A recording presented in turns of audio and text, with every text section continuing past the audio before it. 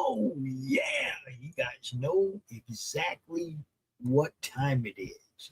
It's time for another episode of the longest running show on the Madness Entertainment Network. Yeah, Monday Madness. I've been doing this one for a long, long time. Ghost Pepper, can you hear me talking? I think I can hear you now, brother. How y'all All doing? Hey, right. all right. Monday Madness. I look forward to this show every week because we get to promote awesome ass upcoming independent artists. You know, fantastic stories all the way around, man. Let's do it, Pop. Yeah, we got us a guest in the backstage right now. I've been saying his name wrong all day, so I'm gonna get it right this time. I hope. Robert Jeschonek. Tell me how I did. You perfect as always. I've been calling you Richard all day, bro. I don't know why. I don't know why. I thought you meant you got the last name wrong. You got the first name wrong. Yeah, I mean the last name I was good. I was set, but I kept saying Richard. I don't know why. I think on the movie stream this morning I called you Richard. I'm sorry. It's a Monday. Yeah. You know. And the weekends are rough on me now, man. We have 2 draw streams that go well into the next morning. Man. Both Friday night and Saturday night. Those guys go till 3-4 in the morning. Ooh. And of course I have shows on the next day in the morning I have to get up and take care of. So they run me ragged on the weekend, man. I'm usually I'm kind of glad now that Monday is more relaxed. We only got 3 or 4 shows, so I get a little break in between, you know. Yeah, I said that we only have 3 or 4 shows on Monday. Like 1 a week would be enough for a lot of people. Yeah. I tell you what, we have some really, really good stuff on the network, though. I mean, we got some good reaction shows, first impressions. Then Ed Davis and Dash Hooper doing the movie, or not the movie. They pick an album that they've never listened to before. And that listen to it and give their first impression in a reaction show. It's really good. That's what I mean. We've really branched out probably since the last time I talked to you. Yeah. We have launched our Roku network and we got like 40 weekly shows rolling right now. It's been pretty crazy. There you go. Hey, you got something going, man. You did back in the early days, you know, when I first tuned in, and you've just grown and gotten more and more, diversified and interesting and expand. I mean, it's great. I think you're doing a fantastic job, your whole team. That's one of the things I learned from some of you guys. Okay. It's not what you've done. It's what's next. Yep. So, I mean, it's like, okay, I made it here. Okay, what am I doing next? What am I doing? It's always in the back of my mind. There's always a what next before I even succeed or fail on what I'm working on now. You see what I'm saying? You have to have a plan to keep going. You know? Yeah, that's what makes life interesting, frankly. You know, otherwise you're just resting on your laurels or just resting on no laurels, and that's no good either. And see, that's the whole thing. I don't feel like I got laurels yet. I hear you. We're working on the morals part. We're working. See, I keep him around for stuff like that to keep me in line. You see what I'm saying? Yes, I do. We got some people popping into the chat. We got Matthew Creek is popped in over on Pilled. He signed up over on Pilled this morning and popped into a stream. Kind of surprised me he was over there. Yeah. It's good to see him. And then we got one of our friends from Pilled who's over here in our YouTube chat. What's up, 30-something media? Yeah, man. Cool. See, what we're doing is crossing the streams between different broadcasting platforms. You know, it's like there's some people over there that might not have never heard of you. So we're going to go there. We're going to go there. We're going to go there. And then, of course, by tomorrow, this show will also be up on Roku. So we're going to take you there. Very cool. Well, thanks for having me. Thanks for inviting me on. I really appreciate it. I'm grateful to be here, man. This is I cool. love returning guests, man. No doubt. I love when somebody comes back for more. Usually, you know those people. They usually have a really big set of balls and and a good sense of humor. You know what I mean? Right. It's like we're trying to have fun, so we crack some jokes. Sometimes people get mad, but Hey, comedy's supposed to not have barriers. It's supposed to just be funny, right? Right. That's right. And we try. Humor, man. If you didn't have a sense of humor, I mean, you wouldn't last long on this planet. There's just no way. What my grandpa used to say, son, what are you gonna do? Laugh or cry about it? You only got two choices. Yep. Like, okay, let's laugh about it. He's right. You got it. Man. There are definitely times when you want to just, I mean, sometimes you can't do nothing but laugh. You know what I mean? It's like some things you see and you're just like, oh my God, I can't make it go away. The image is burned in my brain now. So you make the best of it, right? Yep. I have been there, man. I know that I've had those kind of days, those kind of moments. Yep. Awesome. You're just like, oh, seriously? Okay. I have to ask you, because that brought up an image that's burned into my brain. Do you use the Easter eggs in your comics? Do you see a lot of Easter eggs in the background of your comics at all? You mean the comics that I read or the comics that I generate? The ones you generate. Do you like they every now and then throw a Star Wars poster on the wall behind somebody or something like that? Yeah, sometimes. Yeah, that's cool. That's cool. That's I fun. like that because I think, that's, to me, that's a big part of it. Gets me to study a page more if I know that I can expect that. You see what I'm saying? Yep. Now I'm looking a little closer at what's behind. The background doesn't just blur by as I see, because reading comics is reading comics, right? Yep. Right. The ones that make me study every panel because I want to see if I missed anything. Yep. You spend a little more time cover to cover on that book, and I consider that getting more of your money's worth. Yeah, I like that stuff too because it gives you a little bit more context about what's really going on, like in the the back of the character's mind or the scene, or gives you a little bit more like where they're at, or what he's into, blah blah blah. You just have to be careful with certain things. Like you can't put a Kiss poster behind somebody. Gene Simmons come after your ass. It's not a comic, but I just got done watching the second season of Peacemaker on HBO. And they are great for that, for Easter eggs. They just throw posters on the walls and images, different references throughout. That's one of those where you really have to pay attention when you're watching the show. Is that the Jim Caviezel one? Is that the one with him? No, it's what's his name? John Cena. That's right. Yeah. That's right. Okay. Yeah. It's so good. I mean, I highly recommend it, both seasons. It's not for the faint of heart. Like if you're bothered by a little bit of strong language or content, you could be bored. Not for kids. Beyond that. Before I pull up your page, I did want to say the reason I brought it up, the image burned in my brain many, decades ago, right? Yeah. But brought back and burned in my brain again through a Easter egg in a video game. Do you play video games, Rob? Not that many, I'll be honest with you. Not a gamer. Okay, there's Fallout. Yes, of course. Okay. Yes. Fallout New Vegas is one of my all-time favorite video games because I'm traipsing through the apocalyptic desert and I come across the charred bodies of Uncle Owen and Aunt Beru. From Star Wars. Yes. Decades later in a video game, right? Things like that, man. That's what I mean. It blows me away. I love finding it in comics books as well.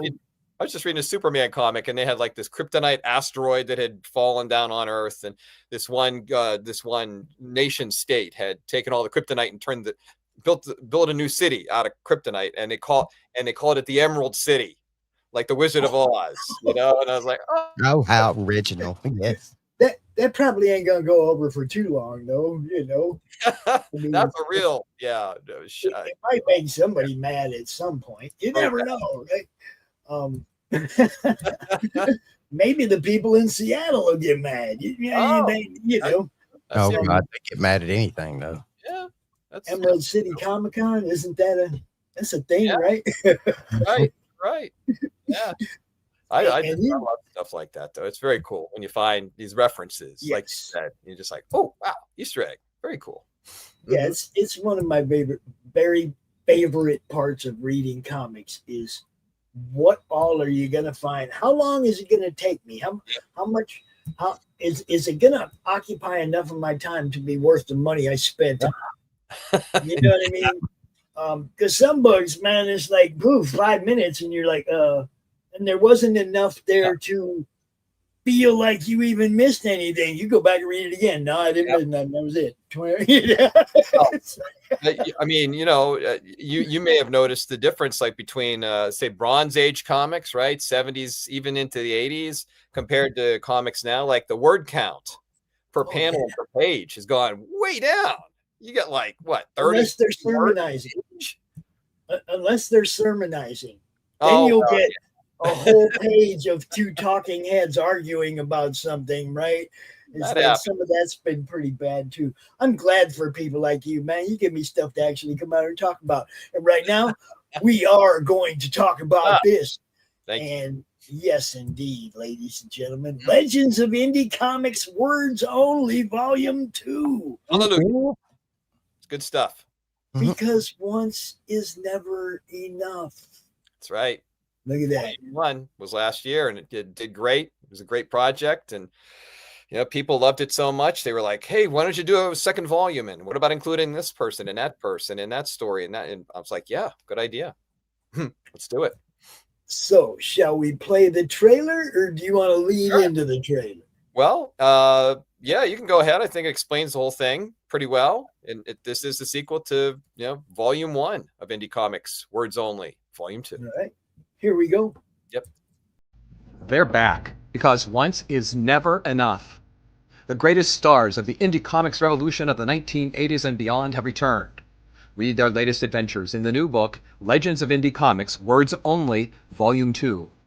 Volume 1 was such a hit, we had to come back for more and make Volume 2 better than ever. Just imagine. A full house of top indie comics characters, united in this collection of prose fiction tales by the genius creators who first breathed life into them. Whether you lovingly remember these heroes and creators or are meeting them for the first time, you're in for a heck of a ride. Buckle up for stories of indie superheroes like E-Man by Joe Staten, David Quinn's Faust, Gary Carlson's Megaton, Pantheon by Bill Willingham, Femforce by Bill Black, Twilight Man by Stephen Grant, and Mark Verheiden's The American. Blast off for supercharged sci-fi like Nexus by Mike Barron, Walter Simonson's Star Slammers, Colleen Doran's A Distant Soil, Jan Stranad's Doug Goda, and Starchild by James A. Owen. We also salute the great underground comics movement, bringing you an unreleased junk waffle story by the late, great Vaughn Bodie, exclusive to this book. His son Mark follows that with a new tale of his dad's most famous creation, Cheech Wizard. Speaking of exclusives, the peerless prince of storytelling, graphic and otherwise, Howard Chaykin, has written a brand new unpublished tale exclusive to Legends Volume 2. If you need more reasons to back this book, check out the super cool thriller Fashion in Action by John K. Snyder III, and the monstrous organized crime tale Frankenstein Mobster by Mark Wheaton. Dive into the quirky kicks of Donna Barr's Desert Beach, Stig's Inferno by Ty Templeton, Roberta Gregory's Bitchy Bitch, and Henry Vogel's aristocratic extraterrestrial time-traveling thieves. One thing's for sure, these creators and characters are back to bring old-school indie comics power to the modern age that they helped make possible. Energize your indie comics life with digital, softcover, or hardcover editions. and watch for the mind-blowing stretch goals and add-ons that will make this an even more thrilling adventure. Join the revolution. Back Legends of Indie Comics Volume 2. Man, now, that is a hell of a lineup. looks exciting. Yeah. That is a hell of a lineup. That's a lot of amazing people. Some of them are actually part of our network. Did you know? Did you know? Oh yeah, of course, of course. Yeah. Mike Barron just started a new show on the network recently called The Bark Wire. Yeah, that's who originally introduced me to you back in the day. It was Mike. Yeah. Dude, you're just rattling off names, and I'm going. Yep. we wanted to mix it up, you know. We wanted to throw a lot of different people into this group and sort of have almost like a history of indie comics, you know, from underground comics all the way up to, you know, through alternate cartooning, all the way up to, you know, more modern indie comics like in the 80s and 90s. Yes. Beautiful stuff. Nexus, I love Nexus. Yeah. Concrete, Grimjack. I got Badger. I have comics, you know, with those names on them. You know what I mean? Yep. It's like, this is wonderful stuff. And that was volume 1 that had all that and more more. You can still order that online. You can get it as part of this campaign as one of the rewards if you back this campaign. Yeah. And we got Garth Ennis, and he came along after I made the video, and I didn't have time to go back and redo it. We added him as a stretch. I mean, Garth freaking Ennis, you know, he's so good. You know, the guy who co-created The Boys and Preacher. Awesome. Preacher is good. I watched that on Netflix. I don't know how much the show follows the comic, but the show is really good. I love the show. It has it varies here and there, but it's just strong material, and he is a heck of a writer. He is really amazing. It was so great. I reached out to him, and he was so gracious, and he's, you know, one of the big names in comics today, and he was just like, yeah, sure, sign me up. It was great. I couldn't believe it. Isn't it amazing when it happens that easy? That when I very first started doing CromCon, like almost 6 years ago now. Yeah. Mike was one of the first people, Brian Polito, all these awesome people were like, yeah, sure, I'll come hang out with you. I'm like, and they didn't know who I was. I was nobody, you know? Yeah. I was just some dude that went, man, all the cons are down. Does anybody need help selling books? And it was just a Facebook group. There wasn't no YouTube. There wasn't no nothing. It was just that little Facebook group where we started doing this, you know. And it's like, it's a snowball rolling downhill. Yeah. It's getting bigger and bigger. Sure that's kind of probably how you felt when you started getting a hold of people and they started going, yeah, and you're going, oh shit, now I'm trying to catch up to this thing. It's we reached out. Yeah. That's how it happens for me. It's like before you know it, I'm trying to catch up to everything that's going on. It was a great concept, but holy crap, was I ready for all this? Is Mr. Steve Rude any relation to Rick Rude? I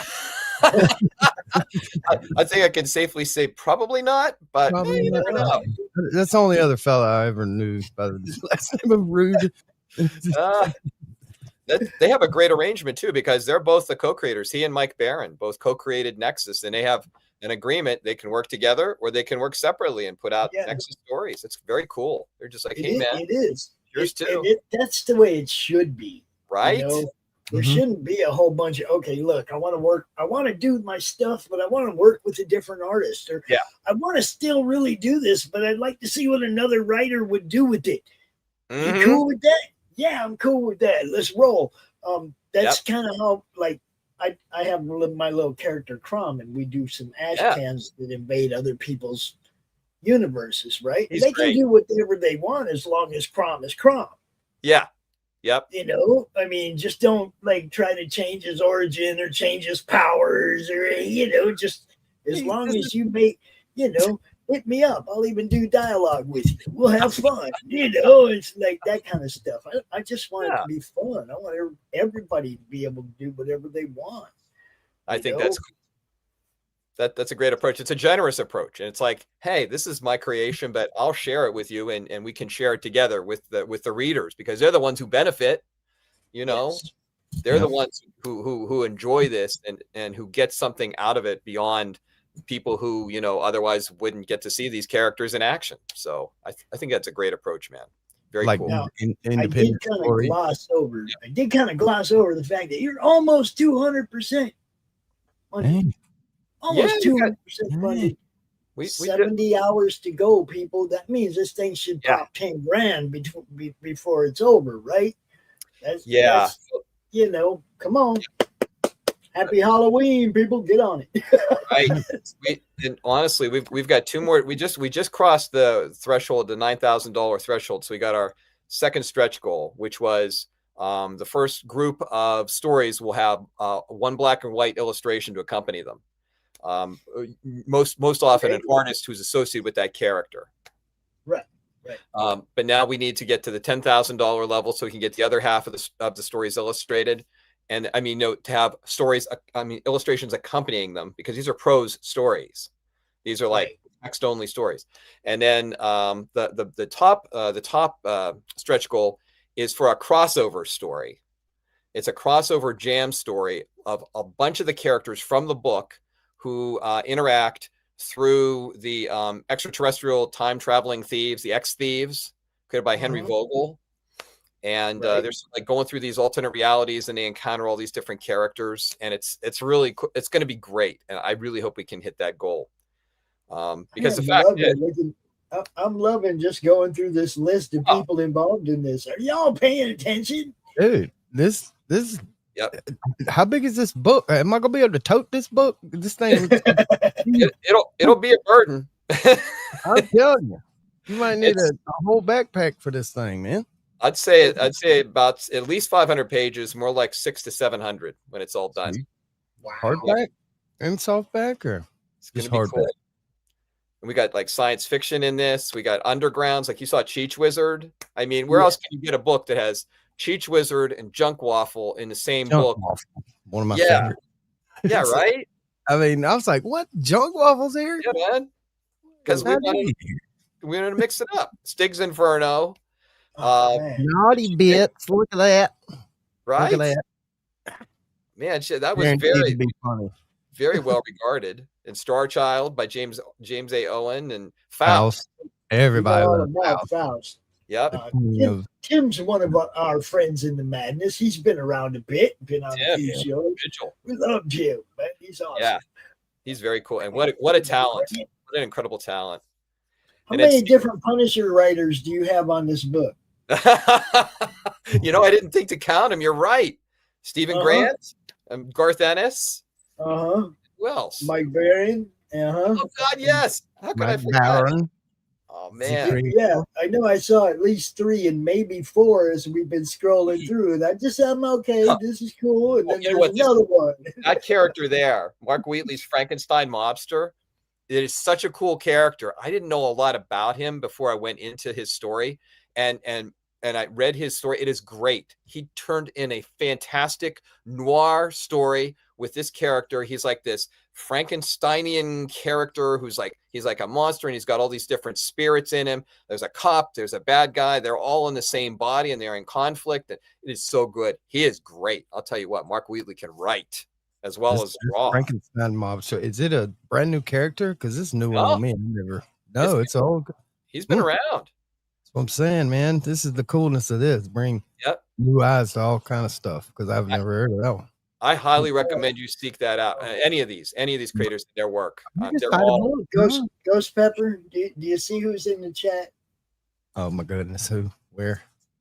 Do you see? Oh yes.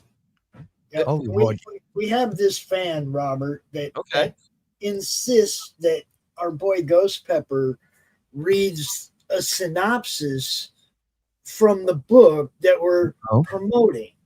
Okay. Now, she's like, "Hi all, I'm ready to be read to." You see what I'm saying? She loves the way Ghost Pepper reads these. Now, Ghosty, take your time, enjoy yourself, and make her slide off the chair. Make her slide off the chair. Can you do that? Yeah. Yeah. See, what do you get when you stitch together 4 stiffs, 3 stone cold killers, and 1 straight shooting cop? See, you get the Frankenstein mobster, a walking graveyard with more ghosts in his head than bullets in a Tommy gun. Oh, goodness gracious. Walk the mean streets of Montrose City, if you dare. A city where the mobs run everything and the shadows crawl with bloodsuckers, mummies, and worse. A town where life is cheap long before the lid starts flying. There you go. Nice. There you go, Barry. And you know, I wish I could take credit for writing that flavor text, but I can't. That was Mark. He wrote that. Yeah. Isn't it good? He's a good. Yeah, it's wonderful. But Dude, see, writers are supposed to be able to write. That's their job. Oh, You know, I have that all the time, Robert. Somebody will be like, you know, hey, can you set my show up for me? And I'm like, sure, I'll set your show up. Send me a title and description. And they'll send me some little like 1-sentence thing. And I'm like, hey, yo, you're a writer. Give me a description for your show. Yeah. Punch it. Yeah, I hear you. That's what you got to do, man. You got to make it exciting. Got to make it pop. I love Yeah. the Right. line. He makes crime and horror into and she one does this for pot. everybody. Medicine. She asks for everybody for the entertainment value. But not only that, Carrie is like a super backer of books and stuff on the network. She definitely takes a good close look at your campaign, and if it's something she likes, she jumps, man. I know, because I have a whole box of shit I gotta send her real soon. She lives in the UK. Is this available in the UK? No. Well, you can get the digital. You can get the digital version. But she's one of them people like me, you know. No. So if she does order it, it'll probably be sent to my address. You know what I'm saying? Because I'll do that. I'll let her say, because she does back so many projects that you can't get there physically. Mm-hmm. And if she or some of them, like, you know, shipping costs. Yeah. And it's like, if you do 10 books at $25 shipping, you know what I mean? That's a lot of money. If you put all them books in one box and ship them at once, it's one shipping charge. Yeah. You know. So I do that for her. I have her send them to me, and then I'll post them up when we got enough of them to make it worth the trip. You know? Nice. I think that's very cool. Yep. And you know, it's what kind of things you do for your friends, right? Mm-hmm. Mm-hmm. Yeah, that's how it is. Yeah. But this book, people. Okay, here come the stretch goals. Now you've already unlocked this one. Mm-hmm. All right. So another story. Well, this is it. Yeah, this is his story. It won't be like Preacher or The Boys. It's one of his military characters. It would be a military a World War II story. Cool. So a new prose tale. Okay, by Garth. And then, he can write a war story. Well, you know, look at his Punisher stuff, right? I mean, he knows how to write war and, you know, battle stories. He's great at it. And then you have the illustrations, part 1. Now, this is the cool idea, because this is where you get to include some artists. Yep. Since the idea of the book is comic book characters, you know, indie comics characters being in stories that are prose stories, so text only. But then we want to include like one image with each story if we can, so that we can. Yeah, like a cover. Yeah, exactly. To the book. Yeah. Make it a little more visually interesting as you go through. So yeah, that first one covers half the illustrations, and then we're hoping for a second stretch goal there to cover the other half. You see what she said? I cannot skip the digital, sir. Yeah, no. She's the bus, man. And not only that, but she does unboxings and promotionals for the stuff that she gets too, and she goes out and tells her people, you know, a couple times she's like, "Pops, you make sure I get 2 of those because I got a friend that wants one." You know, I mean, it's stuff like that. She definitely does try to help people sell books, promote what everybody's doing. She's pretty awesome. You know, I think that's great. I really do. And well, what a great time to be doing that sort of thing too. I mean, there was so much out there thanks to the crowdfunding. So many people are doing indie comics and indie projects of every kind. I mean, it's a great time to be, you know, looking at Kickstarter and Indiegogo and Fund My Comic and all that, and Zoop, and finding these incredible projects that just a couple of years ago you would have never been able to find, for the most part, at all in print or in very limited quantities. And now you can get them through these great platforms. I think that's fantastic that she's really making an effort to seek this material out. Yeah, she definitely loves this stuff. It's good stuff. And look, we're right there on the edge of stretch goal 3, people, right on the edge. And now we're going to go through this side of it so we show people how they can spend money and make that side happen. You see what I'm saying? We're going to work and work. That's not where the magic happens right now. I'm going to ask Daniel, I'm talking to you. You want to come in and hang out while we finish going through this? Okay, our second guest is already here. I'm going to go ahead and bring him in so he can check it out too. Mr. Daniel Parker, what's up, my friend? Sweet. Hey, guys. Good to be here, man. Yeah, man. It's good to see you. All Good to see you. So we're going to run through the tiers, people. Right away, it says, just looking around, you'll receive a digital thank you and an anthology of science fiction stories in electronic form, including tales by the late, great Peter David, Mike Barron, etc., etc. Now, are those stories from the book, or are they different stories? This was a different book. It was an anthology of science fiction stories. Okay. It was called Space 1975. Ooh. So 1999, kind of, but not. Ooh, click. Okay, I might have to just get that just because. Here you go. Digital Legends of Indie Comics. Now remember, guys, he said this thing is hundreds of pages. So don't freak out on the price. Hundreds of pages. That's right. You see what we just looked at? It's all going to be in that book, right? It's all in there, all the different people. So here you go. You get the digital copy of Space 1975 with all those and more, and the digital of this, right? Well, yeah, you get the digital of Legends of Indie Comics Volume 2, and Space 1975. Yep, yeah, for that so level. You get books for 25 bucks right there, digital. Then you get soft cover Legends, and here you go, people, right there. And for as much as he said is in this thing, that's a steal. That's a steal. Yep, steal. It'll be a book like that in Barnes and Noble is $100 easy, and you don't even have to worry about shipping. All you have to do is pick it up. And you still get the digital edition. Yep, that's part of this, and so is Space 1975. So you get all that. Yep. And then the digital bundle Legends Volume 1 and 2. So you get both. You get the old one, the first one, and you get the second one, and you get Space 1975, the digital all the way around, $50. And that's like got to be like 1,000 pages or more.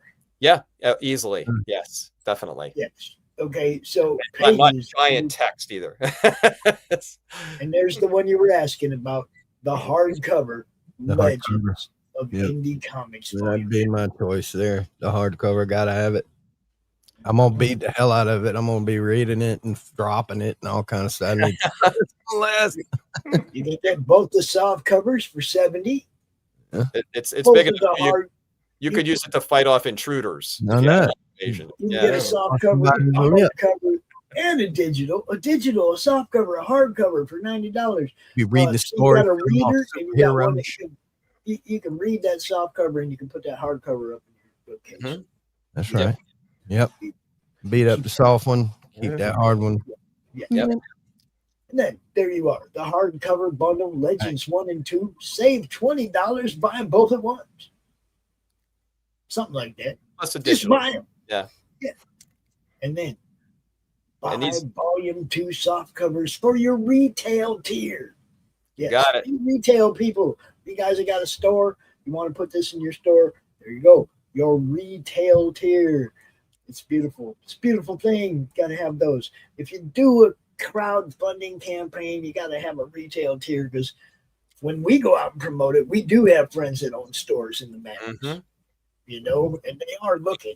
I hope they're looking. Store owners, Johnny, you guys looking? Yeah, they're looking. You got the digital crate.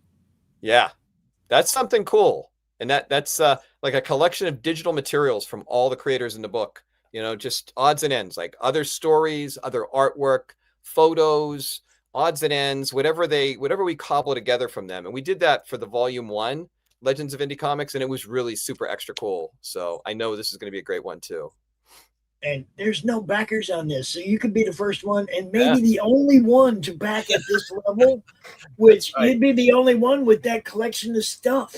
You know what I mean? It's like sometimes you guys got to remember the collectible angle on this, on indie comics, isn't the same as it is in the speculator market. Yeah, you know what I mean, nobody's going out ahead of time and going, "Oh, this is going to be worth $1 billion." Nobody does that in indie, right? We all hope that somebody's going to pull off the next TMNT, but you know what I mean? It's like nobody goes out there acting like their thing is the next big thing. We all go out there humbly hoping that people will read it, like it. You know, there are so many people in this book, in this collection, that already have a body of work worthy of Eisner Awards. Obviously, Mike Barrett. You got, you know, Walt Simonson. You got people involved in this that are next level, right? So. Geez, we haven't been talking about Walt. I mean, he's huge. He's a really big name. And what an incredible talent. What an incredible, not just artist, not just a distinctive stylistic artist, but also a writer. I mean, do you remember like some of the stuff that he's written over the years, like the Thor run that he did years ago? And well, see, I'm a Thor fan, and I have all that stuff over there in the corner behind me. I mean, I have like boxes full of Thor comics. Drunk fat Thor was the best Thor ever. My favorite, I'm going to tell you what, my favorite dollar bin comic that shouldn't be a dollar bin comic is Thor 380. It is splash page after splash page of Walt Simonson art. There ain't a whole lot of dialogue. It's just Thor and the Midgard serpent duking it out. It's the end of Ragnarok, and it is just splash pages. There's only a couple pages that even panel out, right? Yeah. It's beautiful, and it's a dollar bin comic book.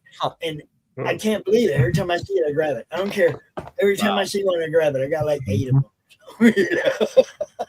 He is so good. And remember Manhunter from the 70s that he illustrated? Oh, man, was that powerful. It's held up after all this time. It's still one of the greatest series ever. So Carrie asked when the campaign ends, and then she went and looked for herself and giggled about it being 69. So it's not 6-7, right? 6-7. It ends this Thursday, the 23rd. But then, you know, we might go a little bit overtime with that too. You know, you can extend the campaign a little bit after that. So we'll see how things turn out. But I'm considering some, you know, going a little bit beyond that. But Thursday is the official end of the campaign. And even if we do go later, even if we do extend it, everything will cost a little bit more, right? In the late phase. So if you want to get everything at the prices that you see right now, this is how you do it by Thursday, the 23rd. And Matthew says he was told by somebody in my group that he shouldn't do a retail tier. Matthew, I want to know who that is so I can privately scold them. Yeah. Because nobody has ever heard me say there should not be a retail tier on a campaign. That's something I tell everybody, you should have that just in case. Look, you want your books on a store shelf. You want your books on every comic book store shelf. You got to start somewhere. Isn't that the dream, really? Like walking in a random store and seeing your crap sitting on the shelf? Yeah, Right. I mean that's I mean, just like, oh, there's my shit right there. I tell you what though, Ghost, when I walk into a Barnes and Noble and I see my Ozzy book sitting there, I'm not gonna be going, oh, look at that shit. Right. I'm gonna turn around to everybody in the store and I'm gonna be going, yo, have you seen this beautiful art book? Yeah, man, look at this. I just picked it up and look at this. Awesome. Check it out, man. I would. If I walked into a store and saw my own stuff on the shelf, I'd start hawking it right then and there. Hey, you want me to sign it for you? And that's that's the plan eventually after this campaign is done, as we did with Legends Volume 1. We want to make it available elsewhere, right? But the whole point of the campaign is to make the book possible to begin with, right? I'm not Elon Musk or whoever, Bill Gates. I don't have unlimited funds, so this helps me to put money into this project to make it a reality with all these different creators in one freaking book, which you could never find otherwise. No. I did the legwork, I did the chasing, but I need the help with the finances to make this and to pay these people fair rates for their work and to get the book done and get it out there. So this is what you're doing, is helping me to bring this book to you and to a lot of other people for years to come. So I appreciate everybody who's backed it already and who's considering backing it and who has yet to back it. So thank you for just a huge collection of awesome people on this. You just keep scrolling through this, people. Go click on this link. Come to the campaign page, and you just start scrolling, and it's one amazing person after another, after another, after another, and another, and another, and you just like now you're starting to go, well, how long are these like prose stories? And you're like, another and another and another and another, and it's like, well, damn, if they're more than 10 pages each, this must be a really thick book. And another and another and another and another and another. Real. Wow.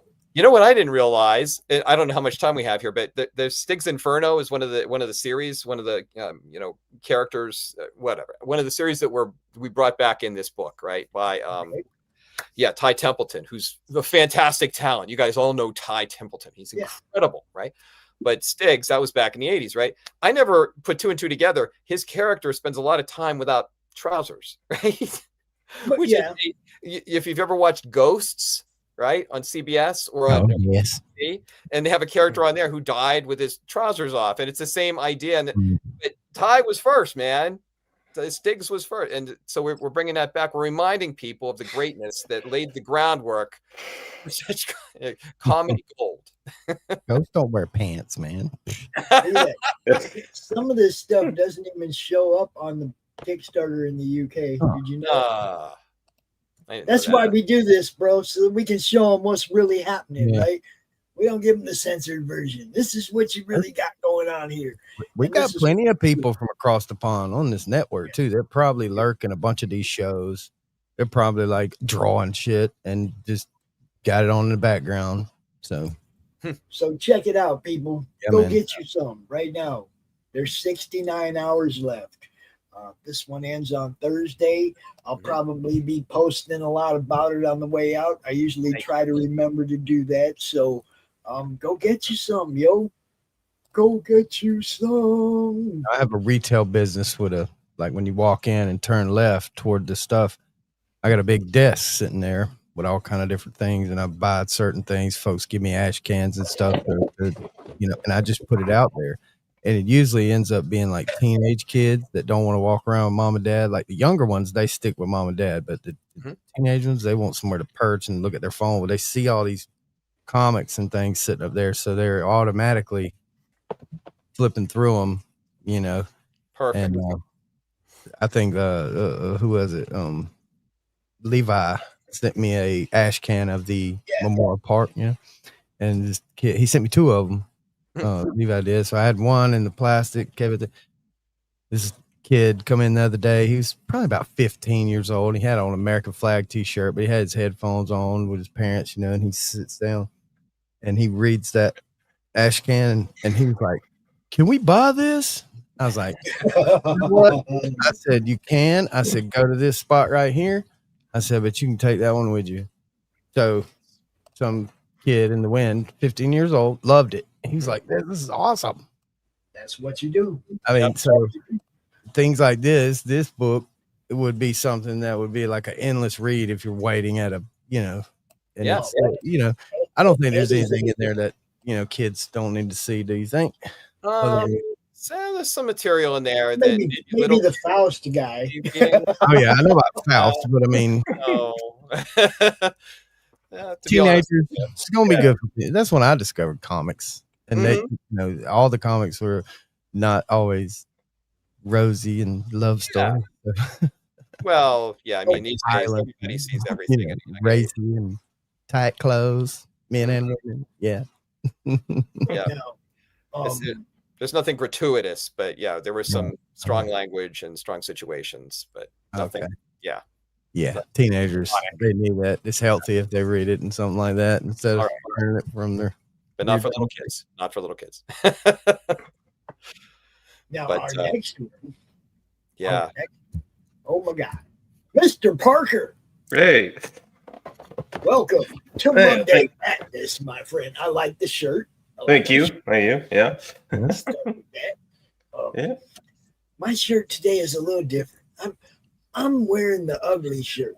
Now, there's a reason. There's a reason for this. Now, this is actually a comic book creator. Okay. This is his shirt. But I kind of rebranded it for him way back when he first sent it to me. I was like, you know, this kind of has double meaning. It's like, you can be ugly, but you gotta love yourself.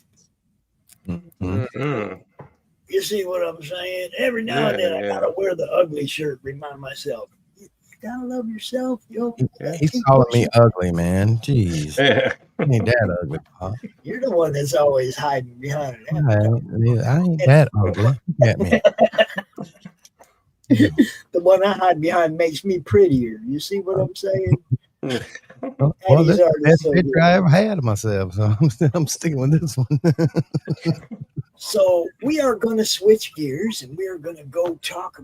We're going to jump platforms, because Daniel's book is over there on Indiegogo, which we don't see much of anymore, Daniel. I'm not gonna lie. There's a whole bunch of people. Yeah, well, I noticed. I have made the decision that this will be my last campaign on Indiegogo. So yeah, I'll be doing mainly FMC and Kickstarter going forward.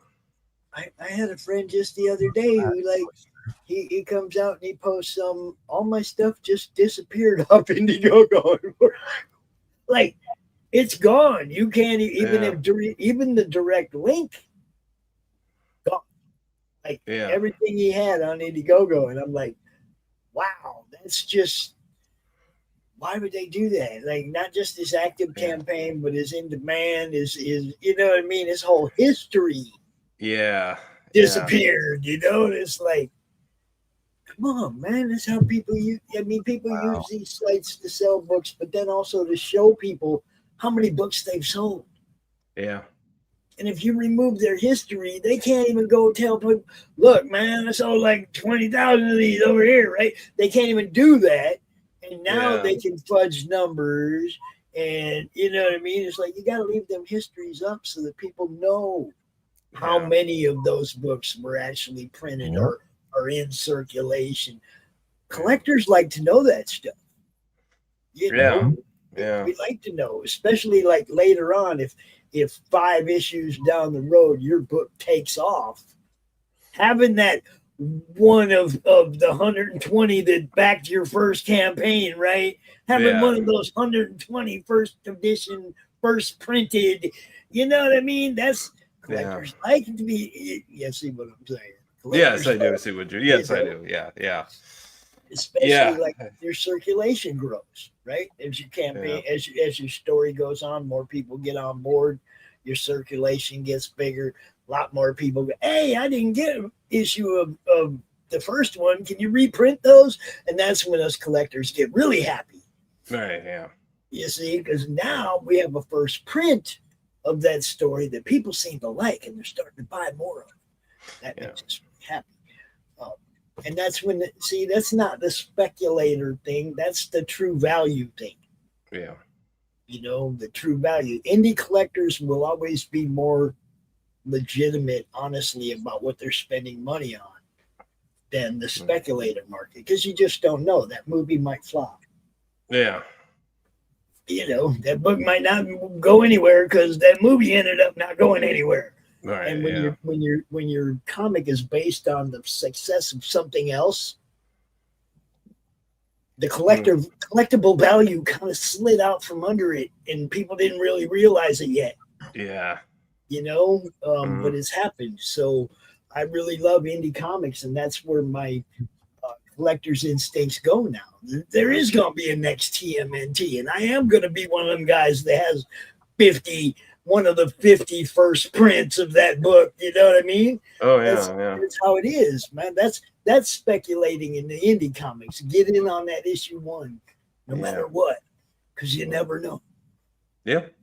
I'm just excited about the indie comic industry altogether, because I almost would rather, even some of the not so good ones that's independent, it's, you know, more entertaining to me than going to a damn movie nowadays, because the movies it's too expensive, and I usually leave like wasted 3 hours. You know what I mean? But with those comics, I'm like, man, that was a pretty good story. You know, it's like gets me excited about reading and stuff again, you know, because the movies just are terrible nowadays. Most of them. Wow, they really changed what they do over at Indiegogo, huh? They did this about, I think it was last week. They did a complete overhaul on the site. I don't like it at all. Are they pink now? Oh, goodness. Yeah. This is weird. Let me see if I can. Pink, purple. Wow, they just like cut you guys down to nothing, didn't they? Yeah, they did. Yeah. What happened? What is this? Okay, well, we'll go through the rewards tier. Let's see. But let's see if we can. What can we find here? What all can we find? Play the trailer. I got it. Yeah, you can play the trailer. Oh, yeah. Did I miss the trailer? Yes. Yeah, you got to scroll to the first image there, and the. Is that it? That's it. Yeah. Hit the go to the first one. Scroll back. There it is. All right, here you go. Check it out.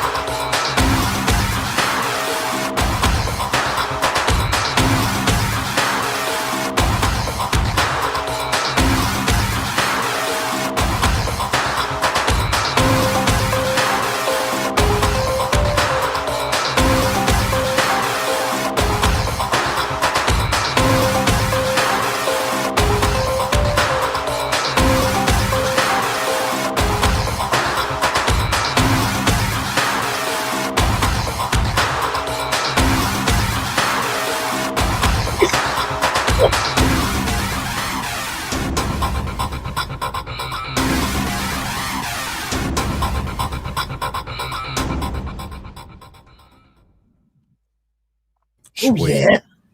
I like it. Mm-hmm. Good graphics. Maybe needs just a little bit of like speech, something to describe it. That'd be great. Yeah. Some people are just listening. Oh, voiceover action. Somebody tell something. One thing you have to think about, Daniel. Not everybody who hears this is actually watching this. Oh, yeah. I didn't think of that. Yeah, you're right. You're kind of glancing, but you're not. Yeah, watching. Okay. So if you're down the road, I got Monday Madness on, and I hear everything, and I'm having a good time, but I'm driving. I can't watch. Right. Yeah. And, I'll remember that for the next book. Yeah. We actually have a couple of people that are actually that are pretty much legally blind. Yeah. You know, but they tune in all the time because they love what we're doing. You know? And they really like when people do audio versions of their books. Yeah. A lot of people out there that would do a voice for you for free. I don't know. Only a minute, please. the G host is trying to get out there in the voiceover world. You see what I'm saying? Yeah, Gray Wolf, what's happening, bud? Good to see you, my friend. Now, one of the things, let's get into Guardian Angel here. Yes. If we can get down here, okay. Who's doing this art? Who is this? All of the art is being done by Bogdan Rosea. Okay. He did. This is our third book together. He did the first two in the series, and he's got the next one, and the one after that, and the one after that, and Oh, I like him. That guy's pretty cool. Yeah. That's Rainier. He's the leader of the Elementals, who are giving the titular Guardian Angel, Henry Hatcher and Jessica Sawyer, some serious trouble in this book. Cool. Bro, he looks mean. Yeah. Telling you. Beautiful work. Mean, bro. Yeah. All right. So Love how it crooks and goes up and down. It's like it's perfect. Superhero lasers. Oh yeah. He looks happy. Wow. Yeah. I gotta he's do what, boss? He's got a big rock man coming right at him. I don't know if that's a good idea, boss. Okay. I'm looking, Carrie. When I find it, I'll make him read it. I will. These are all coming. Enjoy. Slow down. Good. Bogdan did all of it, like pencils and everything, the painted finishes. It's really sharp. Yeah, he Really did. sharp. Yeah, he did pencils, did colors, everything. Higher in the last one, how he done that. Yeah. Beautiful. The rain, captured the rain perfect. Yeah. Like the way the lights glow in the rain, that's sort of like refracted by the Yeah. raindrops. Yeah. Nice. Reflecting off the wet concrete. Yeah. Mm-hmm. What a great choice. Look at this. Yeah, that's this one was the first book, Angel's Awakening. As you can see, Bogdan, he's upgraded his art style since then. A bit, huh? Distracted juggernauts, just saying. I was Yeah. right. I seen something. There's part one. Look at that. I like people who can draw buildings that don't look absolutely perfectly straight. They look more realistic. Yeah. Yeah. Because your perception when you're looking up, you ever walk down the street in a big city? Yes. Oh yeah. You're looking up, man. Your perception of the buildings is not perfectly straight. Right. Yeah. You see what I'm saying? It's like I like when people actually draw what more realistically what you see. And that is for sure. Vibes. Oh, look, we got Star Wars.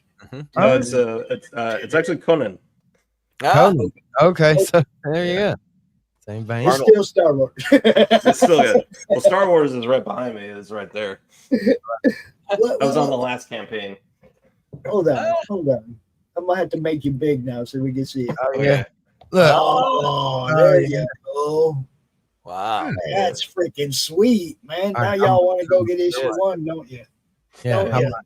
Yeah. That's sweet. I like it. So the background is usually so important. And on that last one right there, the background with the buildings and all, so good. Yeah. What's best in life? Having this awesome tribute. Yeah, there you go. See, it is now one of the best things in life. We know. Yeah. Oh, and we got some Jessica pinups here. Go slow. Thank you. Boy, those things are pinned up, aren't they? Oh, yeah. Thank you. Move. Damn. Nice. She's just saying hi. Relax, guys. How you just saying doing? hi. Yeah, we got some art prints too. So am I. I'm waving at it right now. Oh man. Nicely done. Yes. Yeah, Bogdan did all the art prints and he did the posters. Or he did the Conan poster, and then the other two, the Jessica pinups were done by artist named Lily Queta, who's out of Brazil. Been working with her for a few years. She's very talented. Okay, so I'm missing something here. Mm-hmm. Where's the book synopsis? It's at the very top. Uh-oh. Back down. There you go.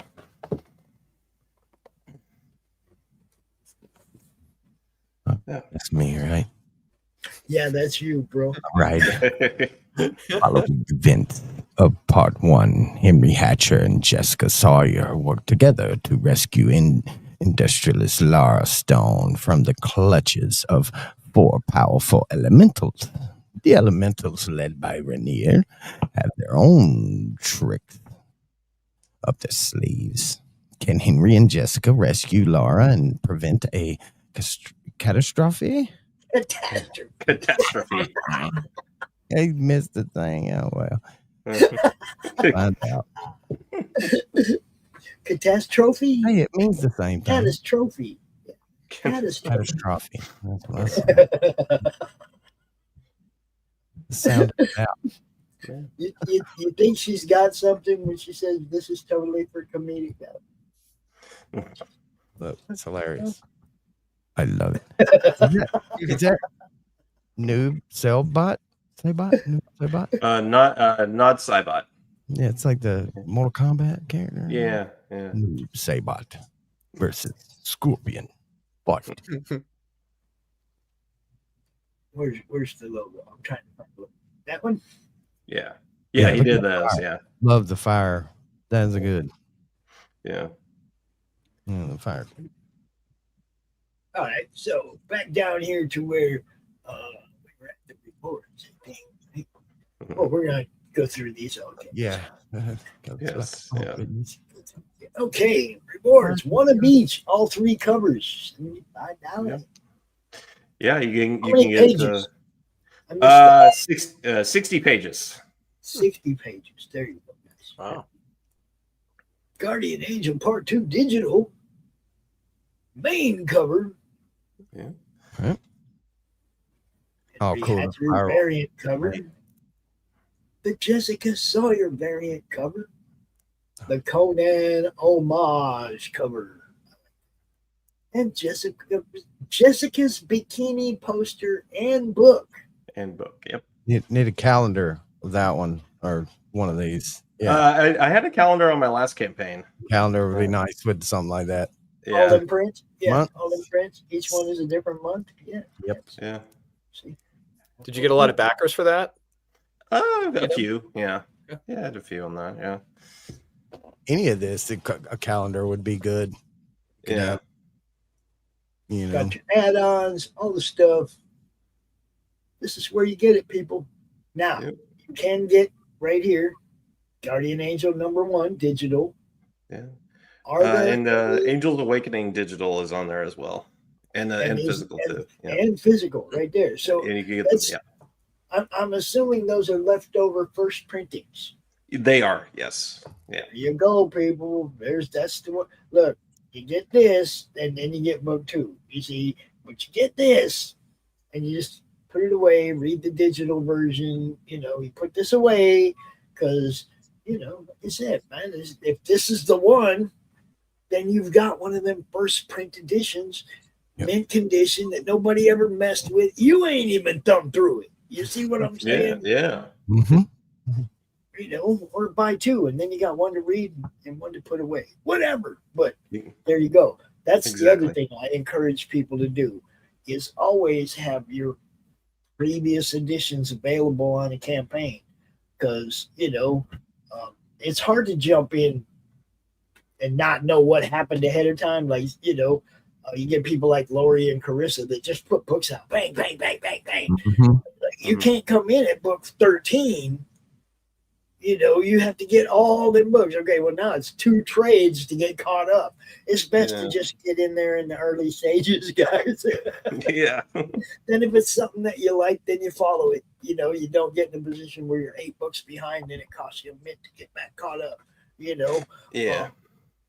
I have Get to say, in early. you must have some dedicated followers, some dedicated supporters. I noticed your total was like over 4,000, right? At this point in the campaign. Yeah. You only had like 16 backers. I mean, that shows some real dedication. Those backers must love your work, and it must really have some, some real power. Yeah. Yeah. Yeah. No, I'm very fortunate. Yeah, to have some very loyal people following. Very cool. Yeah, I think it says a lot about your work. I think. Yeah, thanks. Yeah. You got some people coming in here and buying everything, huh? Yeah. Yeah. Oh yeah. That's cool. And that's what you want, man. You want people coming in buying everything. Everything. Yeah, exactly. It can be tough to build that funding level based on like $20 a shot or $25 a shot. I mean, this is great. You got good rewards, solid support, great product. I mean, just really a fantastic campaign. No, thank you. Appreciate it. Yeah. I'm like you though. I'm not a fan of Indiegogo's new layout. Yeah. Not a fan of the way they laid it out. And I mean, I realize they're probably trying to simplify what they're doing. Yeah. I heard somewhere that they got bought out by somebody. That might be have something to do with it. Mm-hmm. Stuff like that can make something great or make something terrible. Yeah. It's working fine, but let's change everything. Yeah. And see how it goes. Like, no, don't do that. Just don't do that. Make some money for it. Yeah. Exactly. Ruin it on purpose. They got to justify their existences. It's the same reason you get like daily updates on Microsoft Office or your phone, or it's constant. Always got to be updating, improving, changing. Yeah. Do you really need that many? Yeah. Oh, man. So this would be mine. This if I roll across an extra $45 over the next couple weeks, this one would be the tier I would back. I would get that Conan poster and the tribute and the homage cover of Conan. That would be the one I would get, and then I would get the add-on of issue 1. You see what I'm saying? So that I would have, first printing of issue 1, and then Conan. So that would be my deal. That's how I do it, people. 2 books cost me $60. Be like, I got. Yeah, you see what I'm saying? That's the way I would do it. I would get this one and the add-on. But you can get all 3 covers. You can go get that noob tier, but you still want to do an add-on, right? You still got to get issue 1 if you don't have it already. Yeah. Holy crap. I just seen a message in one of my chats that just made me shudder. We have a friend that runs the Slaughterville game and writes the Slaughterville books and the graphic novels and the game that we play, the RPG. It's all based out of this one universe, right? And we actually play it online. We play it online here on the network and whatnot. Yes. Well, we have a little chat, a Facebook chat group for the people that play that game, right? So we can all keep in touch with each other when everybody's available for the next game or whatever, right? So one of our boys says to one of our other boys, someone said you should write a cannibal redneck cookbook. That's a great idea. Cannibal Rednecks is the 3rd book in the Slaughterville series, right? But at the same time that he's releasing the Cannibal Rednecks, he's also releasing a Big Sexy Outdoors cookbook, which is recipes for venison and stuff, stuff that you actually hunt, not what you buy at the shop, right? It's Big good Sexy Outdoors cookbook. So he's got these 2 books, and somebody tried to get him. They just said that he should mash them together. A Cannibal Rednecks cookbook. Okay, I'm not sure. I don't want to know how you roast somebody's haunch. I'm just saying. Don't want to know, right? Actually, just got done reading the novel Cannibal Rednecks because I proofread them for Chris. They're really good books. But this one actually describes a living human being impaled on a barbecue spit. Wow, that'll get you. That'll get you. They're seasoning him up and everything. Oh my God, dude. Right in the heebie-jeebies. Goodness.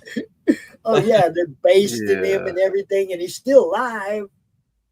Yeah. And he's spinning. He's the last thing I remember. He's just spinning and spinning. Good boy. Lord Jesus, don't let me go like that. Ugh. All I know is you're supposed to use fava beans and a nice Chianti. I'm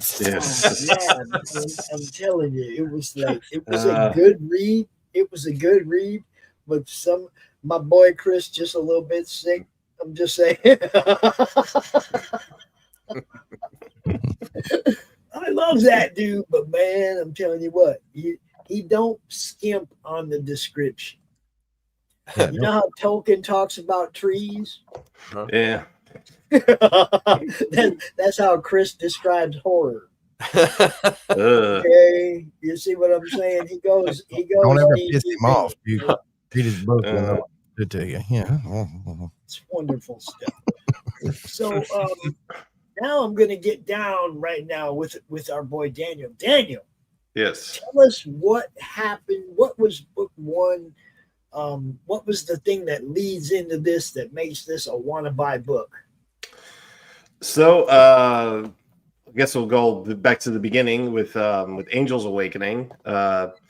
Jessica went to she was a new spy with her new teleportation powers. She goes to Britain to rescue Henry, who's in he's in cryogenic stasis, and so she goes and gets his stasis pod, brings him back to the Free Republic of America, which is in modern day is Texas. And then he is awoken. He's given a bunch of cybernetics, and he's given the title of Guardian of the Republic. And from there, in part one, they learn that 4 elementals who are the rulers of the Britannian Empire, and they are also longtime enemies of psychics. That's Henry and Jessica. Henry has the ability as telekinesis, and so they send 4 elementals into the Republic to capture Henry, Jessica, and Laura Stone, who is this industrialist who had the tech to bring Henry back, give Jessica her powers, and they want to bring them back for Laura so that they can figure out how she did it, how she created artificial psychics. But of course, things don't go as planned. And in part 2, the elementals basically just have to cut their losses and get out, and they cause a lot of havoc and mischief for the Republic and for Henry and Jessica. Cool. All right. So there's your lead in. There's your why to buy. Good stuff. Is out there. There always has to be a reason. Okay, look, that first book was really good, but did you leave them wanting more? Did you leave something hanging, dangling in front of them that made them go, "Oh, I can't wait till this dude does this again"? You know what I mean? It's like always dangle something in front of them that they're going to remember 3-4 months from now when you're done fulfilling this and next one comes out. You know. Yeah. Think in terms of when you were a youngster buying comics. Okay, the ones that did there were story arcs and then there were fillers, right? Yeah. Every time they tried to lead you into a filler, you weren't all that interested in that next book. When this story arc was over and you knew that next book was like. They don't have nothing. They're not going right into another arc. They're going to pull out a couple months of one shots, that don't have no heart, and then they'll get into something. They'll find something that people went ooh, and they'll roll with it for a little while. And that's how it was when we were young, man. It was like sales drove characters. Sales drove whether or not you seen another guy come back or not. I mean, if the book that guy was in didn't sell, you didn't see him ever again. Till the movies. Yeah.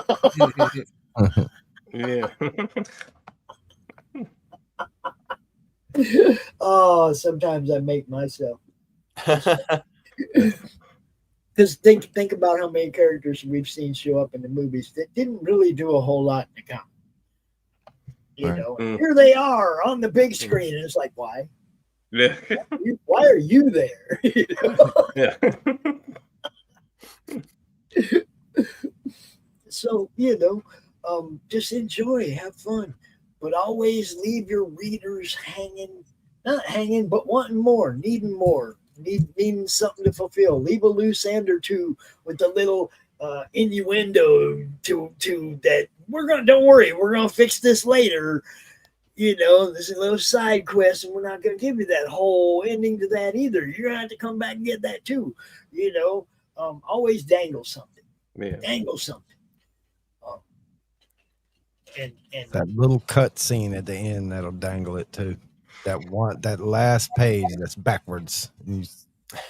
Yeah. You're like, wait a minute, what does it say? He didn't die, or like, uh-oh. Stay tuned to be continued. Never bring him back. Yeah. Never bring him back. If you're gonna off him, off him. Yeah. I'm just saying, don't bring him back. That's all. Yeah. No reboots. Yeah. No reboots. Right? Don't If bring you him kill back. Superman, you better bring a badass Batman back.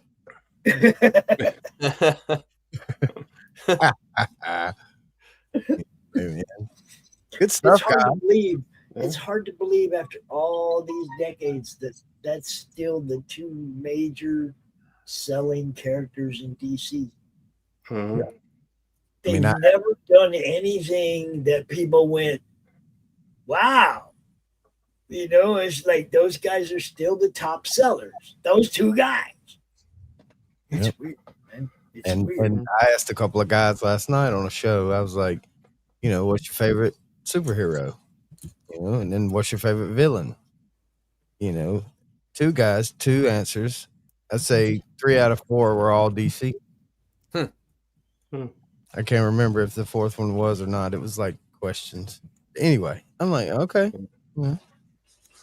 They're about I have to say my favorite villain has got to be Dr. Doom, because it doesn't matter who or what. That dude just seems to be able to overcome even people as powerful as like the Beyonder, and you know what I mean? It's just like he gives Thor fits, he gives God's fits, he gives everybody fits, man. It's like, yeah, that dude.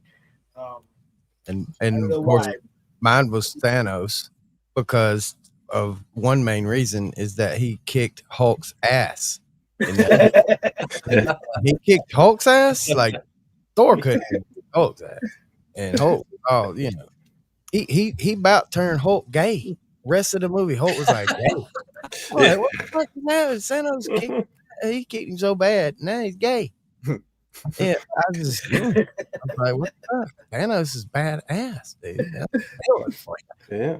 Anyway, I think we're also in an era though where, like, I don't know about you guys, but I follow creators whose work I love. Right. I know we'll have our favorite characters, which I do too, but like if I see a writer and he's jumping from book A to book B, I follow that writer.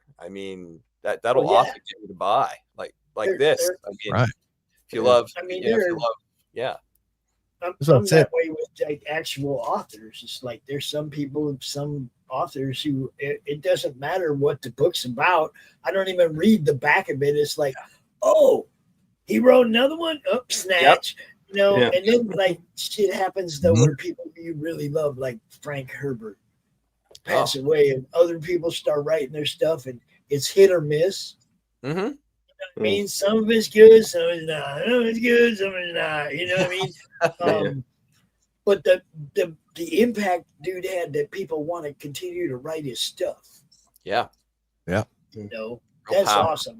Wouldn't let it die like old. I guarantee you, there's thousands of Ozzy cover bands, Black Sabbath cover bands out there right now that probably popped up just because Ozzy passing. And they're out there doing it today. One's been doing it for years. They'll never stop. They'll die doing Ozzy. I'm gonna appreciate you for that segue right there, my friend. guys, since I talked to both of you last, I have also become a accredited publisher. Nice. Okay, and that you guys know that was never in the cards with the passing of Ozzy, and my wide range of artist friends made it really easy for me to pull together, like you did a whole bunch of writers.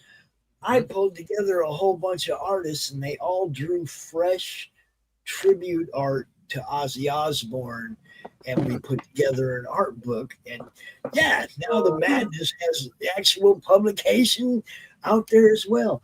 Not ever a plan, but sometimes you get inspired to do things by circumstance. You know what I mean? Remember what I said about the snowball running downhill? Yeah. And I'm trying to catch up to it all the time. It was the same way with that. I was like, I got this idea during the concert, during the Birmingham final show. I was like, man, when dude passes, I'm gonna have to get some friends together and do an art book, right? Yeah, I think it happened. It happened so organically. It was just timing. But it happened so soon after that I was kind of blown away and taken aback for a minute, you know. And then it was like, okay, do I really want to do this? I didn't have time to think about it. You know what I mean? It was like the idea came, and then bam, there it was. It was time to do it. Now, am I going to do it? Should I do it? And then it was like, yeah. I thought it was cool because he put invites out there, like to pretty much anybody you want to be involved in, like a secret art project. He didn't tell them nothing else, and most people didn't respond, but a couple people was like, hell yeah, I want to be. Well, no, it's like everybody who responded. Out of everybody who responded, there were only two people. Out of everybody who responded, there were only two people that said no. Huh. But I didn't go out there telling everybody what I was doing. I just said, we're doing a secret art project. Get in my DMs if you want to find out what it's about, right? Right. And almost every single person that got in my DMs did a piece of art for this book. Look, there was a guy in the chat earlier that made the little cartoon, the Ozzy cartoon. Yeah, 30-something media. I mean, we're gonna play that cartoon too, or that animation at the end of the show as well. I mean, I reached out to him and said, "You want to be a secret art person?" He's like, "Yeah, what you got?" So I said, "Meet me in this, private chat room." So we met, and I told him what it was, and he was like, "Okay." About a week later, look, him and his wife got together and collaborated. It is awesome, dude. It is so cool. It's great, and we're gonna, like I said, we're gonna play that toward the end of the show. Buzz, yes, Ace. Ace is the only real person I ever drew. Okay, I mean, I haven't done a lot of art. I'm not an artist. I can draw, but I don't draw. You know what I mean? A friend of mine asked me a few years ago to draw an Ace for him, and it's on his wall in his house, and it's like, man, now dude's got a piece of my soul up over there. Ace, one of my favorites too. Look, Sam Rivers, dude, he was only 48. Yo, yeah. It's like, man, I hate losing people. And the older you get, prepare yourselves, yo. The older you get, the more people you're gonna lose. Whether it be like, people that you admire, people in your family, people that you love. The older you get, the more of them aren't gonna keep up. You see what I'm saying? So that's what we're doing, Pops. We're promoting culture and community here. So when people go, we have other people step in, and other people, come together and help each other out, type of thing, man. That's what we do. That's the whole point of this show. So. Yeah. Did you crowdfund that book? No, we just went straight to Ingram Spark and Amazon, and nice. I mean, I thought about it, and I was like, if I do that, everybody's gonna have to wait and wait. Yeah.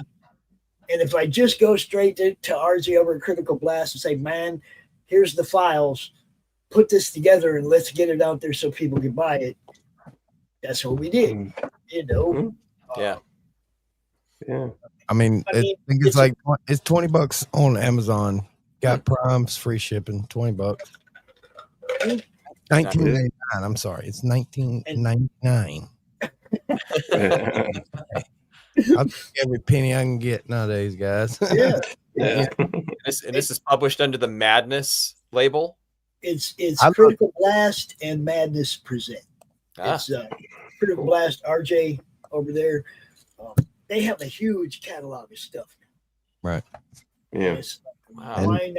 Why not get on his big list and get out there? I mean, look, you know how it is. You still got to promote. His place is like a Amazon when it started, was where books were endless over there to buy. Like they're endless, and he can get it to you on demand. Like it's good stuff, man.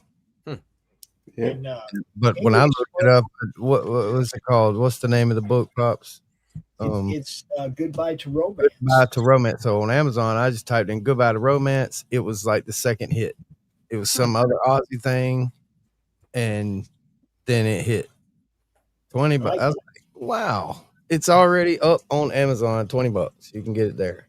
Wow. See, that was the whole reason right there. Okay, I could have went through, like I said, the 30-day crowdfunding thing, and and then went and printed up a bunch of copies. Which the wonderful thing about this is we can still go print up a whole separate set with a different cover, like for a Comic-Con edition to sell at cons or whatever, and just leave that one alone the way it is up on Ingram Spark, and and we can make special editions of it for people that we meet in person and whatnot, that we can sign them, and you know what I mean. We'll make a special edition for those fans, and it's like, just keep it cool, just keep doing cool stuff, right? And I thought it was so cool, Pops, because you put the word out, and I think within about less than a month, probably 2.5 to almost 3 weeks, we had he had everything ready to go, already put together. They reached out to the artists, they put out good work, they submitted their thing within a week. They had a deadline. They all submitted. A couple of them were late, but we still got it done, right? Well, I think it was all the 21 days, and we were sending the files. We had all the files in RJ's hands after 21. A couple days later, it's like available, like the whole book. Wow. Yeah, and then it was like, as soon as we got it to them, they formatted it. They sent me a proof PDF to go through, and we fixed a couple of things, and then they sent me the proof copy of the book, which my grandson's 12 years old, and he has a piece of art in this book. Huh. So he's getting the proof copy. That one's his. Okay, the first copy ever printed of this book, my grandson's getting it. I just checked it out. That's a sharp looking book. Great cover. It is, dude. I'm telling you. I watched this happen organically. These people get together. Some of them sneakily worked on it during draw streams and things. And if you didn't really know what you were looking at, you would just think he's drawing something out. And they submitted them, and man, it's already got a book. It's been out, Pops. It's been out for a month. Look, I'll cheat. Here's Addie's Ozzy right there. Addie Marie from our Q&A draw stream. Look at this, man. She did that one. I mean, and to be honest, this lady right here, she probably done that in 15 minutes. She was just like, she's amazingly fast. Whoa. She is the co-host of The Joy of Drawing as well on Tuesday nights with Dustin from the Geek Man. She's amazing. She put that thing together, man, and she had just had a baby, guys. That's the first piece of art she drew after having her little girl. It was the first thing she drew when she came back to art, So just, man, I love this community, man. So many good writers and artists and just collective minds that do so many different things. It's awesome. Isn't the modern era of publishing spectacular, though? Isn't it a great time to be alive for a creative That's person? what I'm saying. It's funner to read a book nowadays than it is to go to the movies. Thank you guys for writing awesome books. It's so great. There's so much you can do. You could never have done this, decades ago, back in the heyday of traditional publishing. They had you had like Vanity Press, right, where you could pay to publish a bunch of books and put them in cartons in your garage and sell them, walking around door to door, and that's about the extent of it. That you couldn't do it yourself. All the gatekeepers were keeping you out. This is the link for Daniel's book, guys. I forgot to put it in the chat. This is the link for Daniel's book. Go check it out. Guardian Angel on Indiegogo. Dude. Yeah. Looks cool stuff. Yeah. Yep. Thank you.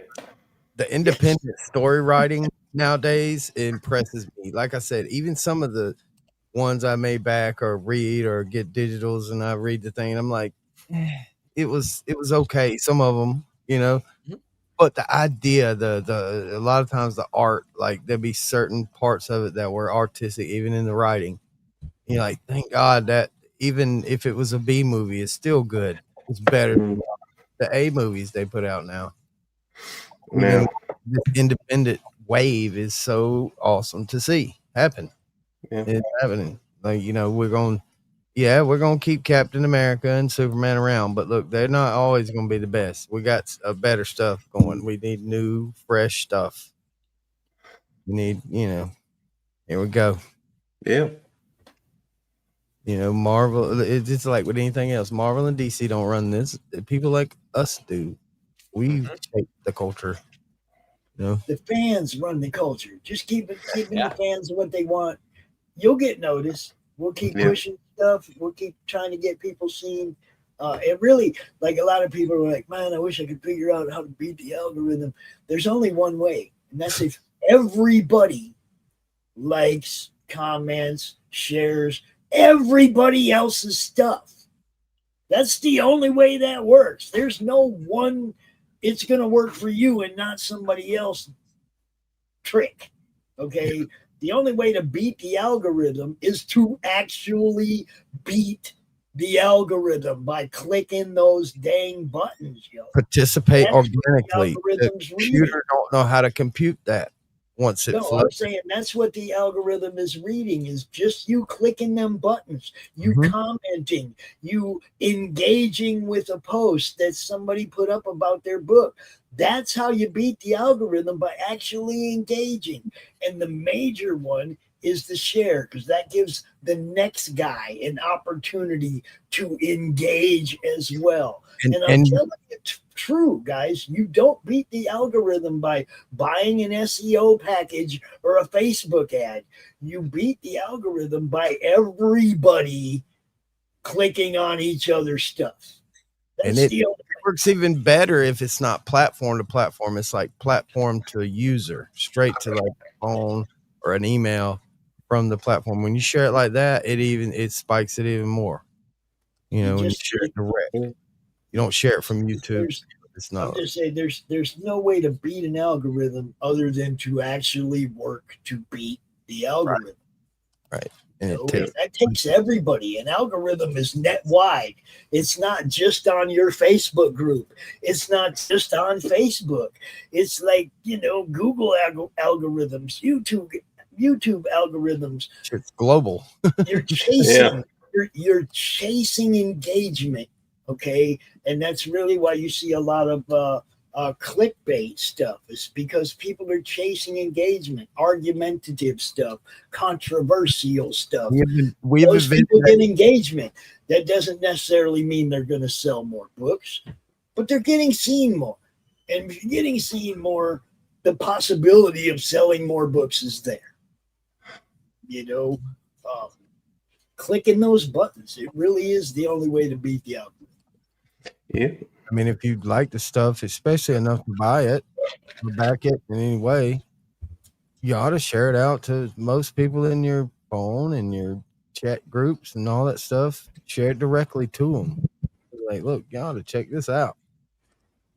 That's the way I try to do it. Instead of platform to platform, I share it to people I actually know, that may not know this exists. Exactly. Your friends. You might people that aren't my friends. They might walk in. I have some soft radio playing, and it's like madness in the background. You might might be have one of them friends that you didn't know was a Nim closet in the hoarder, AM. right? Yeah. Nim in the AM playing softly in the background. Somebody walks in and like, man, what are you rocking out in here, man? Let's go.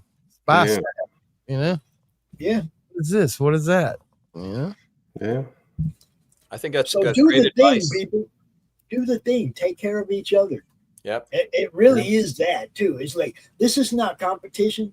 Daniel and Robert, they're not competing right now for No, customers. we're all crazy. This isn't a competition. We're all I'm gonna throw some old history at you right now. Some NASCAR history. There's an old dude named Darrell Waltrip, and he coined a phrase. He coined a phrase a while back called co-opetition. Ah. And he was talking about how all the NASCAR teams work together and help each other out. Like if somebody's out of tires, somebody else here, you can use a couple hours, whatever, right? They help each other out. Race, man. Two guys short, somebody from another team will show up, right, and help them out. Right. It's co-opetition. They all still want the best for each other. Yeah. But they all still want to be the best. Yeah, you see what I'm saying? You don't want to like censor your fellow driver or try to crash them on purpose. You don't do stuff like that. That's just bad business, right? Look at this. I got scared, man. What the? Pop, I thought you was a goner, man. You still could be, bro. When that happens, you're dead. I told you. You're dead. You're gone. It's just a shoulder wound, no big deal. Good stuff. That's how we do it around here. That's awesome. Gotta have fun. Oh my God, that's too much. He's over my shoulder and he's all breathing hard like a stalker, right? Yeah.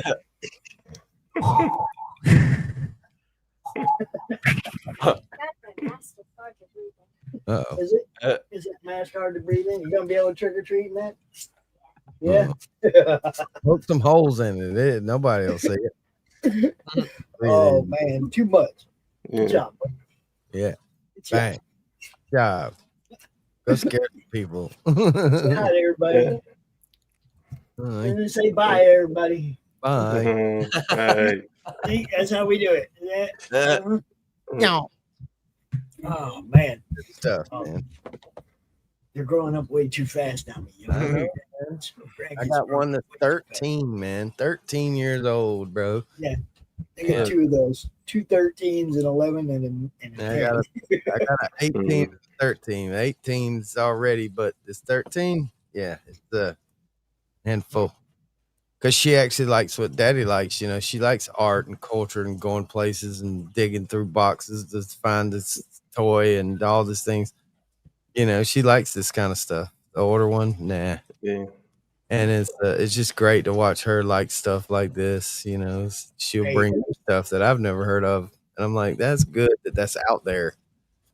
The older grandson, which isn't much older, but the older grandson come down here the other day and was learning how to upload videos to Roku. Wow. Who's that? Yeah, the heir apparent. You know. Madness, the next generation. Yes. Right. Exactly. Look, my daughter sat right here. She sat right here the other night and listened to me and Atomic Annie do a stream. Oh, and yeah. So I'd mute it and turn it up when we wasn't talking. And she was watching me do the things and press the buttons and all this stuff. And she's like, she wasn't like staring at me, but she was sitting here watching, you know. It was just cool for her to want to learn, you know. Yes, that's what I'm talking about. They sit down and they want to know. Well, first it was like watching me, right? One day, and then I was showing him this. You got to do this, and you got to do this, and then the next day I made him sit in a chair. Mm-hmm. I stood over his shoulder and I said, "You got to do this. You got to do this," and made him do it right, hands on. Because hands on, people remember stuff when they actually do it way more than if you just tell them how to do it. Right? Yeah. So I sat him in the chair and he did like 3 or 4 shows the other day, you know, actually a whole day's programming. He uploaded a whole day's programming last week. So, yeah, I'm having fun, guys. Very and cool. you got to pass it on. You got to pass the love on. Got to, man. Got to. You got to, you know, that's what I'm saying. Pay it forward, too. You got to have a next generation, or else what are we creating all this stuff for? Ourselves? No. I do want y'all to keep on doing this after I'm gone. Right. People like Stan Lee didn't create his art and his stories for himself. He created it for us and our children and their children. It's not going away. It's like Looney Tunes or something. It's not going away. It's just going to keep getting, you know. Well, that's where we come in with the new idea, with the new creative, you know, plunge to the whole, you know, and it draws them away from that mainstream stuff. And at least it might make the mainstream stuff get a little bit better about their bull crap, right? They actually go back to the roots and do it like it's supposed to be done, like we want. And then we'll, you know, otherwise, any comics going to take over. It's just going to. Yeah. That's how we do it, people. It's good. Hey, it's good to see both you guys again, man. Thank you. Yeah. See both of you again in the future. Don't let people forget about you in between campaigns. Just show up in the chat, say, hey, drop me a line, say you want to pop into one of our, you know, open shows or whatever.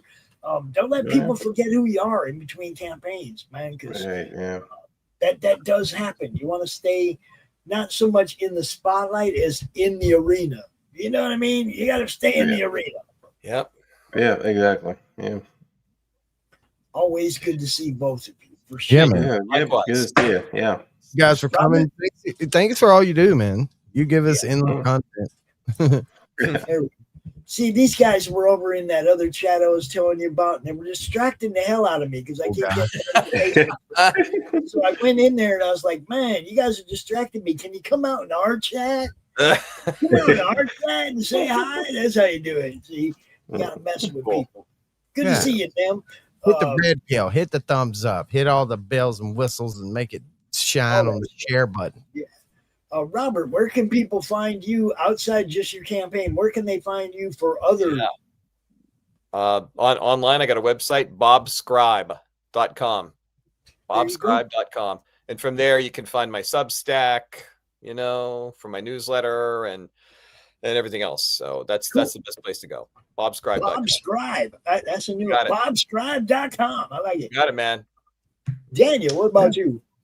You can find me over on X, Daniel_Parker63. I'm also got a YouTube channel here called Critique Corner. It's at Critique Corner 679.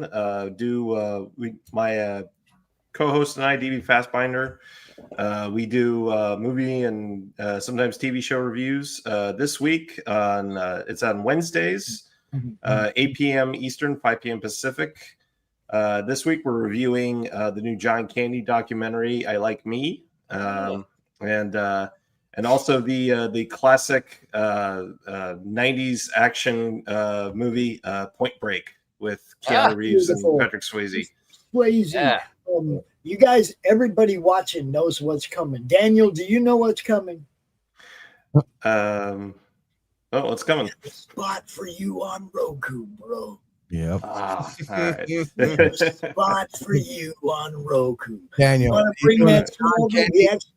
We actually have a category for reaction and review shows on our Roku channel. All right.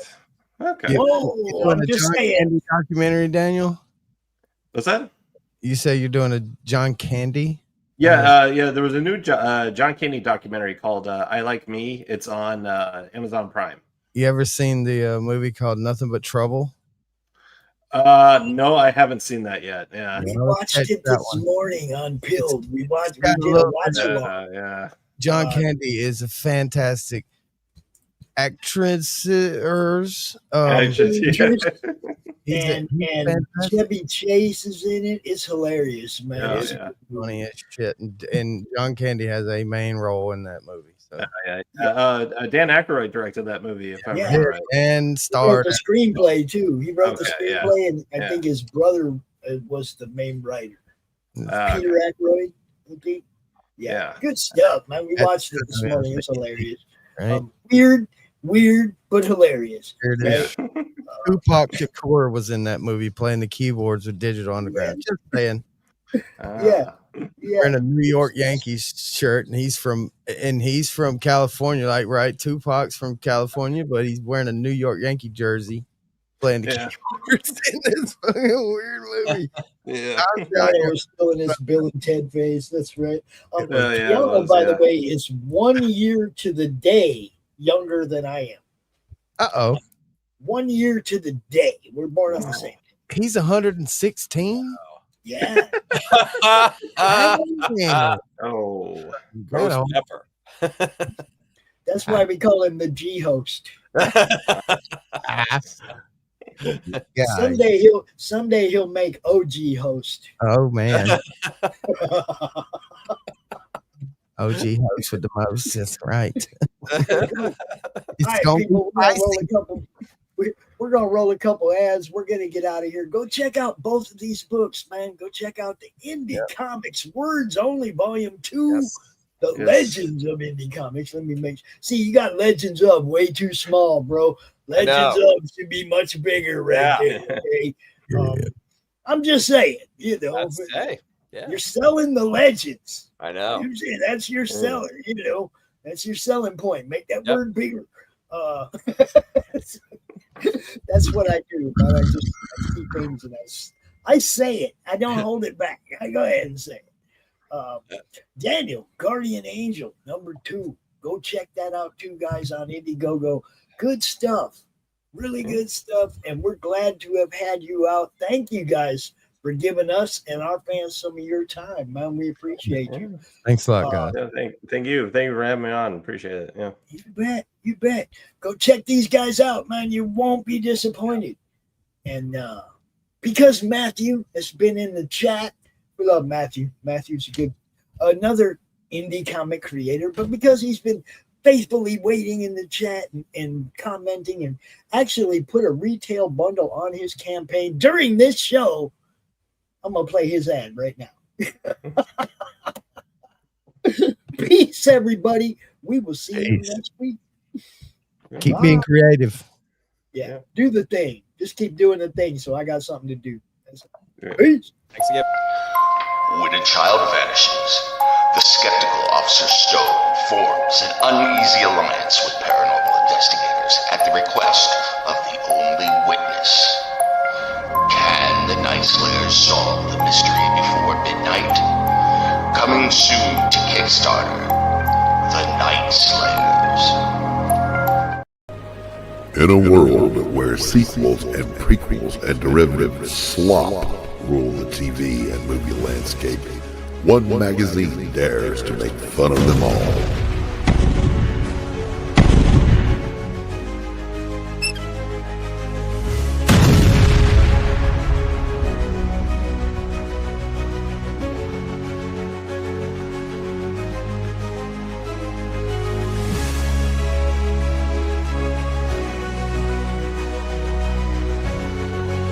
One mag to roast them all. One mag to troll them. One mag to break their balls. And in the ratings, roll them.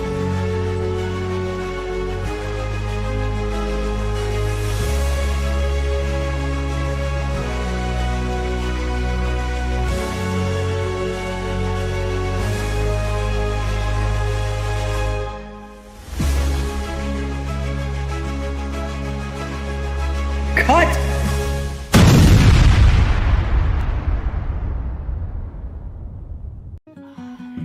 Hi, I'm Lori Calcaterra from the Tuesday Morning Brew, and I have a hot take for you. My friends, I am tired of remix, reboot, recycle, sequel, prequel. Aren't you? Like, where is all the new stuff? I want to know what's new in comics, in movies, in novels, and music. But for that, my friend, you gotta go to indie. Here on the Tuesday Morning Brew, we like to go right to the source. I interview indie creators, writers, artists, musicians, novelists, actors, you name it. They're all on the show, and it helps us keep a pulse on what's new, what's poppin', and what people are passionate about. Join us on Roku every week and other platforms live on Tuesdays. And no matter if you're drinking coffee, tea, or the tears of your readers, make sure you tune in to the Tuesday Morning Brew.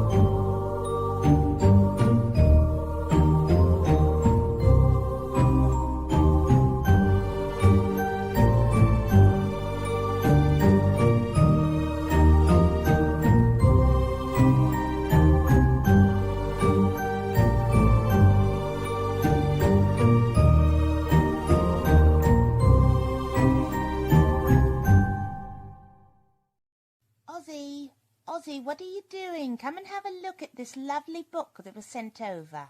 You're rapping in the perpendicular. Oh, go on and spit the bat out your mouth. No one can understand you like that. Very nice. 6 out of 5 dentists and all. Oh, well, that's not much better. Ozzy, why don't you sing to me? I can always understand you when you sing to me. Oh, fucking my brains. What is this my publisher sent me? Inked in black with art so sweet. So what do you think? Do you like it? Oh, Lord, yeah. If you missed the live viewing of any Madness Entertainment Group production, you can find all our content on Roku or as a member of this channel. We'll see you next time on the Madness Entertainment Group.